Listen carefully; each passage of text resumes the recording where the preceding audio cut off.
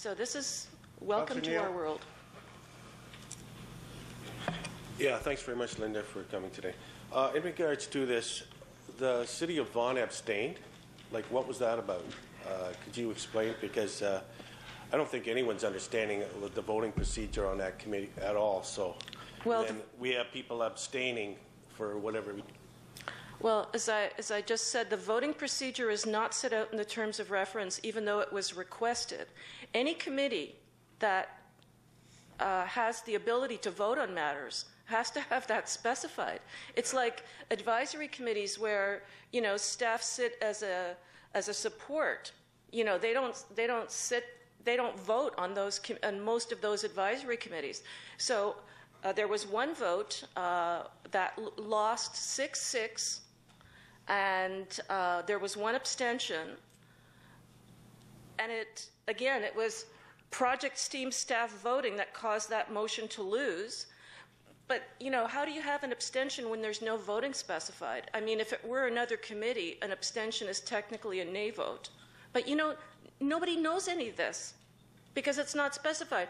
And, you know, you attended yesterday's meeting at Works Committee when I spoke about some of this on January 30th. I begged a member of Works, an elected member of Works, to please attend the committee because, you know, when I'm telling this to you, you must think I'm making this stuff up.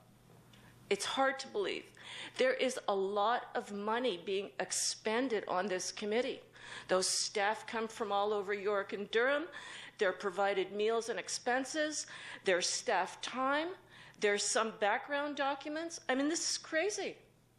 This is an EA condition. This is not just some puff committee, you know, there to make anybody look good. And it's up to you as the owners of the incinerator and as those responsible for meeting EA conditions to do something about this. But I'm telling you this story today about your council direction. You know, you know what's really funny? When I came to council with Wendy last November, I asked you to direct staff because staff have the resources to consult. And then that motion got amended into oblivion and it ended up being referred to an EFW committee. So, you know, I've learned how to make lemonade out of lemons. And we took that to mean, okay, you didn't specify which committee, so I went to the other committee who has a budget. That's the EFW WMAC committee, which is an advisory committee to Works and Council. And I went to them because the meeting prior to that, they said, we want people to know we exist. We want to reach out to the public. So I thought, perfect. The meeting was the same night as the council motion of November 21st. So I went there and I said to them, this is right up your alley. You don't even have to know anything about the incinerator to do consultation on a communications plan. You know, they didn't do anything with my request. And then subsequently, we learned... Ms. Gasser, you've answered the question about the vote. Anything else, Councillor Neal? Yeah, through you, Mr. Chair, to Ms. Gasser. Council made a motion, right? On November 21st. Yes. Yep. And that motion was that Council requests the Energy from Waste Advisory Committee, which you are on, and you're talking about here today, to initiate and extend public consultation on the draft communications plan to extend the comment deadline from November 30th, 2012 to March 30th, 2013, and consideration be given for a meeting schedule to be developed stating the time and location. Was this brought forward to the committee yesterday, and what happened to it exactly? Well, because that's a council direction. I agree. So I think that's what we're trying to do, is find out what happened to this motion. Thank you. Okay, so I'll just respond to that. Here's what happened to that motion. I didn't hear anything from the EFW Advisory Committee facilitator for 3 weeks, so I advised her, you know, there was a motion passed, here it is. Please circulate it to members of the committee. And even though a council memo dated November 27th was available, that was never circulated to the committee.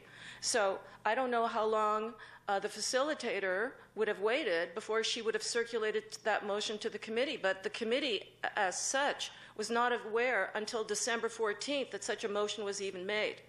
and I had to provide it to them. That's also kind of ridiculous. And you see, we can't communicate directly with committee members because nobody wants the members of the public contacting the staff members and providing them with information. That just wouldn't work out. Councillor Neal. So how is this motion supposed to be addressed when we make a motion at council here? It goes to the Energy from Waste Advisory Committee. We gave the Energy from Waste, we asked that it go back to the Energy from Waste Advisory Committee, and they do it with it as they see fit because we can't direct them. I don't know which part of that we're having trouble understanding, but we can't direct them. So, when the delegation is finished, I would assume somebody will ask Mr. Curtis or Ms. or Merca whether EFW AC did anything with it. If they didn't do anything with it or did do anything with it, it's up to them. You can't tell them what to do. They report to the Minister of Environment. They don't report to us. Councillor Rodriguez. Let me correct that. We don't report to anybody. We provide advice to the project team and concurrently to the Minister of Environment.